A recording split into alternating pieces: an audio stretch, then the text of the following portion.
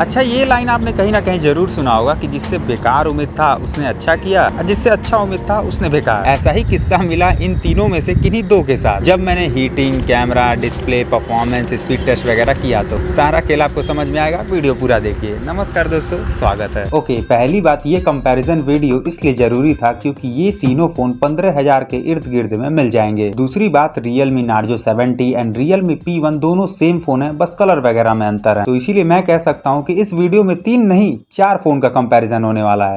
Blue, black, गत्ता colour. Okay, तो भाई तीनों के बॉक्स में type A to C cable, flexible back case, pen and paper तो मिलता ही है, साथ में एक फास्ट चार्जर भी मिलता है। बॉक्स कंटेंट तीनों के सेम है, तो इसीलिए मैंने तीनों को सेम पॉइंट्स दिए हैं। वैसे Narzo 70 के चार्जर का वॉटेज सबसे ज्यादा है, बट इस चीज के पॉइंट मैं चार्जिंग स्पीड बताते टाइम बढ़ाऊंगा। अब फोन पर चलते हैं। तो भाई लुक आपको तीनों का ही अच्छा लगेगा क्योंकि तीनों में ही प्लेन डिजाइन है एंड तीनों का ही back and side frame plastic का है। साथ ही में तीनों का कैमरा बम्प है, तीनों का मैट फिनिश बॉडी है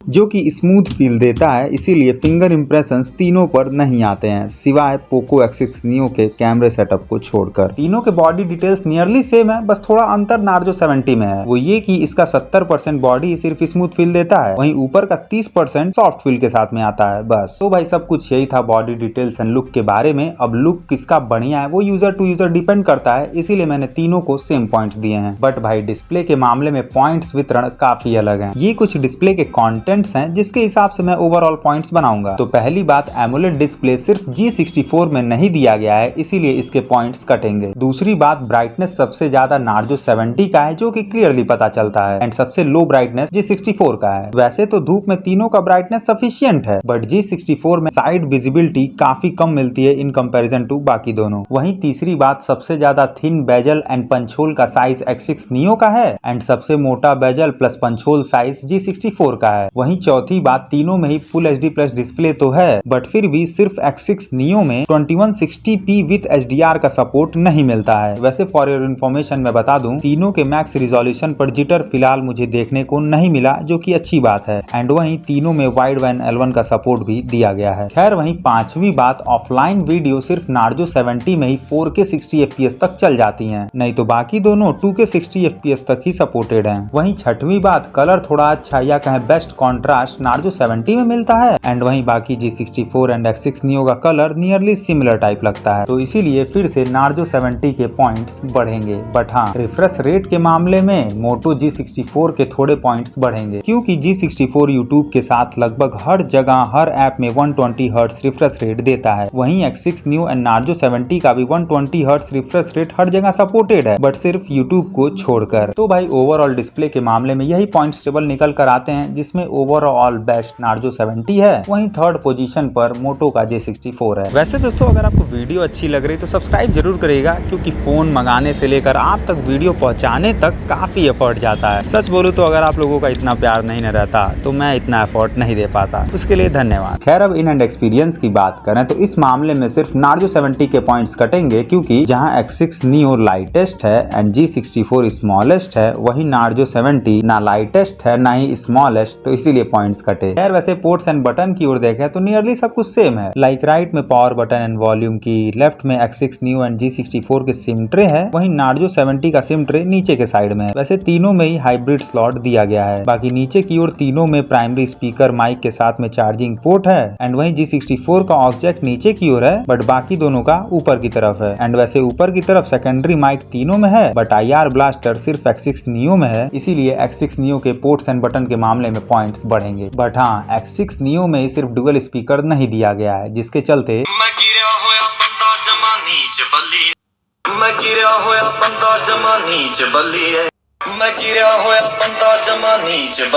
थोड़ा गिरा हुआ है X6 Neo। आई मीन इसका लाउडनेस कम है, साथ ही में साउंड एक्सपीरियंस भी बेटर नहीं मिलता है बाकी दोनों के कंपैरिजन में। एंड वैसे सबसे ज्यादा लाउडनेस Narzo 70 का ही मिलता है। अब परफॉर्मेंस पर चलते हैं। तो भाई अगर स्पेक्स की ओर देखें तो सिर्फ G64 में ही एक नया प्रोसेसर लगाया गया है। अब जो भी हो, but Antutu score better Narzo 70 देता है, वहीं लोएस्ट X6 Neo। बट वहीं थ्रॉटल टेस्ट में सबसे बैड रिजल्ट G64 का था, 80% तक थ्रॉटल हुआ। एंड ये चीज जानते हैं क्या इंडिकेट इंडिकेट कर रहा है? ये इंडिकेट कर रहा है कि G64 ज्यादा हीट करता है बाकी दोनों के कंपैरिजन में, एंड हीट के चलते सबसे ज्यादा परफॉर्मेंस ड्रॉप भी करता है ये फोन। बट रियलिटी में ये फोन हीट कर रहा है कि नहीं, वो चीज जानने के लिए मैंने दो टेस्ट किए। पहले मैं छत पर गया धूप में, तो भाई आज लू नहीं चल रहा है, तो विंड स्पीड के साथ टेम्परेचर भी डाउन है। गूगल बाबा के अकॉर्डिंग 37 डिग्री सेल्सियस है, एंड वहीं इसके अकॉर्डिंग 35 डिग्री के अराउंड है। ऐसे कंडीशन में रिजल्ट के अकॉर्डिंग आप देखें तो मैक्सिमम टेम्परेचर G64 ही कैच किया। टोटल रिजल्ट शायद सही है। खैर वैसे जब मैंने रात में 10 बजे दूसरा टेस्ट किया 1 आवर BGMI खेलकर, तो मैक्स टेम्परेचर डिफरेंस G64 का बाकियों के कंपैरिजन में उतना ज्यादा तो नहीं था, बट उतने ही मैक्सिमम टेम्परेचर पर G64 का परफॉर्मेंस उम्मीद पर खरा नहीं उतरा। मैं आपको तीनों ही फोन का BGMI एक्सपीरियंस शेयर करता हूँ, तब आप समझ जाएंगे कि मैं क्या बोलना चाह रहा हूँ। देखिए, पहली बात, स्मूथ पर 60 FPS सिर्फ नार्जो 70 में मिलता है, वहीं बाकी दोनों में 30 FPS। एंड इस सेटिंग पर जाहिर सी बात है कि स्मूथ एक्सपीरियंस नार्जो 70 में ही मिलेगा, बट हॉट ड्रॉप कंडीशन में तीनों में थोड़ा लैग मिलता है। लेकिन हॉट ड्रॉप के साथ नॉर्मल कंडीशन में बेफिजूल का लैग G64 में मिल रहा था। स्मूथनेस पूरे गेमिंग के दौरान काफी कम था भाई, एंड इतना लैग देख के मुझे लगा कि फोन में कोई बग वगैरह होगा, एंड इसीलिए मैंने 2-3 बार ऐप के साथ गेम को भी रिस्टार्ट किया, बट फिर भी सेम रिस्पॉन्स मिला, पता नहीं क्यों। एंड वहीं सेम G64 वाला सेटिंग पोको X6 नियो में भी है, लेकिन उसमें काफी स्मूथ एक्सपीरियंस मिलता है। अब सिर्फ G64 में ये सीन क्यों हो रहा वो तो मुझे नहीं पता, बट इस इशू को अगर अपडेट में मोटो वाले सही कर देंगे तो अच्छा रहेगा। खैर वैसे मैक्सिमम सेटिंग पर नार्जो 70 में HDR 40 FPS, तो वहीं बाकी दोनों में HD 30 FPS मिलता है। एंड जब मैंने HD सेटिंग पर तीनों को ट्राई किया तो इस सेटिंग पर स्मूथनेस तीनों का थोड़ा कम हो जाता है, बट नार्जो 70 के परफॉर्मेंस मोड के चलते थोड़ा बेटर एक्सपीरियंस मिल जाता है। वहीं इस सेटिंग पर X6 नियो में थोड़ा स्मूथनेस कम मिल रहा था, थोड़ा लैगी एक्सपीरियंस मिलता है, बट फिर भी ये एक्सपीरियंस फार बेटर था G64 के कंपैरिजन में। ओवरऑल कहें तो BGMI के मामले में नार्जो 70 ही बेस्ट ऑप्शन है। एंड वहीं तीनों ही फोन में स्पीड टेस्ट करने से पहले मैंने स्टोरेज टेस्ट किया तो बेटर नार्जो 70 ही था, बट जब मैंने ऐप ओपनिंग टेस्ट किया, पहले यूट्यूब खोला तो X6 नियो फास्ट था, इंस्टा खोलने पर सिर्फ नार्जो 70 स्लो था, फिल्मोरा खोलने पर तीनों का स्पीड सेम था, एंड वहीं BGMI में सबसे तेज G64 ओपन कर लेता है। बट वहीं जब मैंने सेम वीडियो लेकर एक्सपोर्ट किया, एक नहीं 2-3 बार, तो हर बार X6 नियो फास्ट निकल कर आया। वहीं जब मैंने इंस्टॉलिंग टेस्ट किया, पहले जब प्राइम वीडियो इंस्टॉल किया तो G64 तेज था, वहीं जब पिक्सार्ट इंस्टॉल किया तो X6 neo and Narzo 70 fast था। एंड वहीं जब मैंने एक बड़े फाइल को कॉपी किया सेम फोल्डर में, तो इस बार फर्स्ट नार्जो 70 आ गया। एंड वहीं जब मैंने 4GB वर्चुअल रैम पर 6 एप्स बैकग्राउंड में तीनों में ट्राई किए तो इजिली तीनों ही फोन हैंडल कर लेते हैं। तो भाई अगर मैं ओवरऑल स्पीड के बारे में बोलूं तो कोई भी कभी भी तेज निकल कर आ जाता है, बट नार्जो 70 के UFS 3.1 की वजह से कॉपी पेस्ट इसमें तेज होता है, तो इसीलिए स्पीड के मामले में मैं इसके थोड़े पॉइंट्स बढ़ाया। एंड वहीं अगर ओवरऑल परफॉर्मेंस का पॉइंट कैलकुलेट करें तो बेस्ट नार्जो 70 ही निकल कर आता है, एंड सबसे खराब मोटो G64 because of its bad BGMI experience and heating. इसका नया प्रोसेसर इसको ले डूबेगा। मैं तो टूट गया।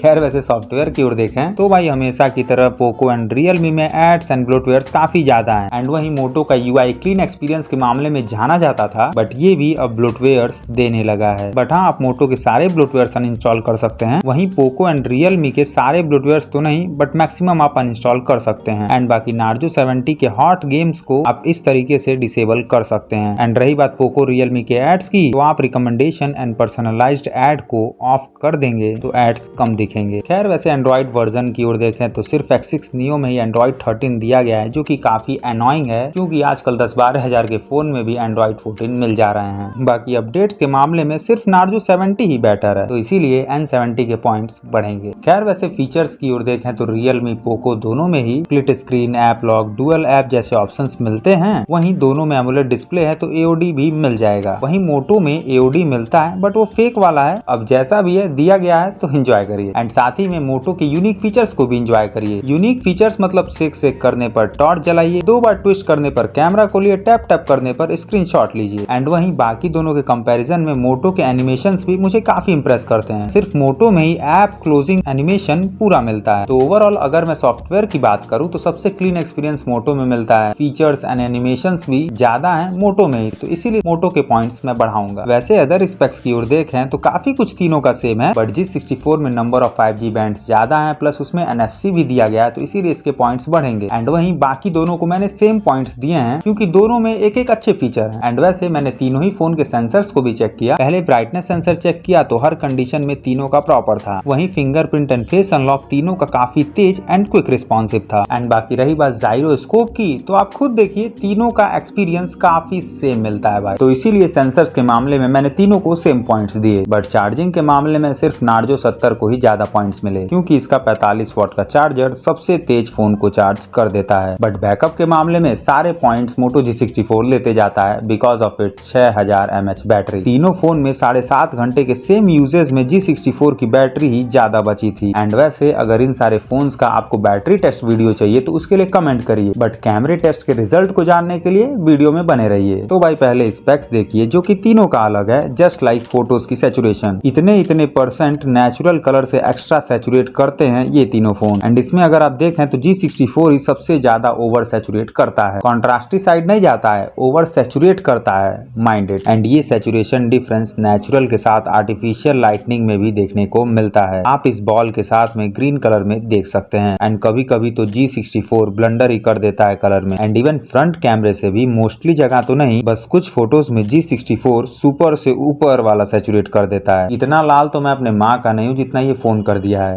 वैसे G64 का एक्स्ट्रा सैचुरेशन लो लाइट में पॉजिटिव इंपैक्ट डालता है क्योंकि लो ब्राइटनेस पे भी सैचुरेशन एक्स्ट्रा देता है तो ब्राइटनेस ज्यादा फील होता है फोटोज का। एंड वहीं रियर कैमरे से ह्यूमन के केस में भी G64 का कलर साइंस ठीक है, ओवर सैचुरेट नहीं करता, बट फिर भी बेस्ट कलर साइंस नार्जो 70 का मिलता है। वहीं X6 Neo थोड़ा ब्राइटर साइड ले जाता है कलर को। एंड वहीं डायनेमिक रेंज की ओर देखें तो तीनों का सेम टाइप ही है, डिटेल्स ब्राइट के साथ डार्क पार्ट में तीनों ही दे देते हैं। बस कुछ फोटोज में G64 के एक्स्ट्रा सैचुरेशन की वजह से स्काई वगैरह ब्राइट एंड कुछ चीजों का कलर अट्रैक्टिव लग सकता है आपको। एंड वहीं ऑप्टिमाइजेशन की बात करें तो कभी कभी नार्जो 70 एकदम वॉश सीन क्रिएट कर देता है। इस फोटो में टैप करके फोकस करने पर भी डिटेल्स नहीं दिया है N70। सेम चीज इस साड़ी घर वाले फोटो में है। एंड इवन नार्जो 70 का ये ऑप्टिमाइजेशन वाला सीन मुझे वीडियोग्राफी में भी मिला देखने को। इस फ्रेम पर पॉज करने पर या इस फ्रेम पर पॉज करने पर आप देखें तो N70 ऑप्टिमाइज नहीं कर पाया। बाकी नॉर्मल वीडियोस की मैं बात करूं तो थोड़ा कॉन्ट्रास्टी साइड या कहीं अट्रैक्टिव साइड N70 ही सिर्फ जा रहा था। चाहे आप ह्यूमन के सीन में देखिए, चाहे नेचर की, चाहे ऑब्जेक्ट के सीन में, तो आई कैचिंग नार्जो 70 ही लगेगा आपको। एंड वहीं due to extra contrast dynamic range N70 का खराब लग सकता है क्योंकि डिटेल्स थोड़ा डाउन कर देता है N70। मतलब कि कॉन्ट्रास्ट ज्यादा होने की वजह से ब्लैक कलर को डार्क ब्लैक कर देता है, इसीलिए डिटेल्स कम हो जाते हैं। एंड वहीं डिटेलिंग्स की बात करें तो नॉर्मली तीनों में सेम है, बट सिर्फ नार्जो 70 में 4K का सपोर्ट मिलता है जो कि बेटर डिटेल्स आपको निकाल के देगा। एंड इवन तीनों फोन के स्लोमो का वीडियो का स्पीड एकदम सेम है 120 FPS का, बट सिर्फ नार्जो 70 में आप 1080p की रिजोल्यूशन पर स्लोमो वीडियोस रिकॉर्ड कर सकते हैं। एंड वहीं फ्रंट वीडियोग्राफी की बात करें तो थोड़ा सैचुरेशन G64 का ज्यादा है, बट दोस्तों यहाँ पर लो लाइट में काफी कम डिटेल्स या कहें काफी धुंधलापन टाइप वीडियोस G64 देता है सिर्फ। एंड बाकी एक्सपोजर बैलेंस भी मैंने चेक किया तो नार्जो 70 का मुझे अच्छा देखने को मिला। वैसे दोस्तों डुअल रिकॉर्डिंग मोड सिर्फ नार्जो एंड मोटो में दिया गया है। एंड जो क्वालिटी डिफरेंस है वही नॉर्मल वीडियोग्राफी वाला ही है। बाकी लेआउट दोनों में दिए गए हैं, बट नार्जो में एक एक्स्ट्रा लेआउट मिल जाता है। बट मोटो का दो चीज ऐसा है जो कि नार्जो में नहीं मिलता, वो ये कि वीडियो रिकॉर्डिंग के दौरान आप प्ले पॉज कर सकते हैं एंड रिकॉर्डिंग के दौरान ही कैमरे को स्विच भी कर सकते हैं आप मोटो में। Good from motto. एंड वैसे दोस्तों स्टेबलाइजेशन के लिए OIS सिस्टम सिर्फ G64 में दिया गया है, बट फिर भी स्टेबल वीडियोस नहीं लगती हैं क्योंकि X6 Neo एंड नार्जो 70 में शायद इनबिल्ड EIS सिस्टम दिया गया है क्योंकि ऑलरेडी फ्रेम क्रॉप्ड मिलते हैं, आप देख सकते हैं। बट हाँ, जब मैंने एक्चुअल में EIS मोड ऑन करके वीडियो रिकॉर्डिंग किया तो मोर स्टेबलाइज्ड G64 ही देखने को मिला। एंड वहीं फ्रंट कैमरे का EIS सिस्टम सिर्फ नार्जो 70 का डिस्टर्ब था, नहीं तो बाकी दोनों इफेक्टिव मिलते हैं। बाकी फोटोज की डिटेलिंग की मैं बात करूं तो 1x शॉट्स में तीनों के डिटेल्स एकदम सेम मिलते हैं, बट X6 Neo में दिए गए 3x इन सेंसर जूम के चलते 3x जूम की फोटोज की डिटेलिंग X6 Neo में ही बेटर मिलती है। एंड वहीं 3x इन सेंसर जूम की मदद से X6 Neo मैक्स जूम की भी फोटोज में बेटर डिटेलिंग्स निकाल कर देता है बाकियों के कंपैरिजन में। ऐसा इसलिए हुआ क्योंकि 3x इन सेंसर जूम के बाद डिजिटल जूम किया X6 Neo, वहीं बाकी दोनों फोन 1x जूम के बाद डिजिटल जूम किए। एंड वहीं मैक्सिमम मेगापिक्सल का कैमरा X6 Neo में ही दिया गया है 108 मेगापिक्सल का, बट भाई अगर मैं ऑनेस्टली बोलूं तो 108 मेगापिक्सल कोई बड़ा डिफरेंस क्रिएट कर ही नहीं रहा था 50 मेगापिक्सल के कंपैरिजन में। चाहे एसी वेंटिलेशन रॉड में देखिए या गेट का टेक्स्ट देखिए, तो इसका मतलब हम कह सकते हैं कि X6 Neo का 108 मेगापिक्सल इफेक्टिव नहीं है, तो इसीलिए मैंने पॉइंट्स तीनों को सेम दिए।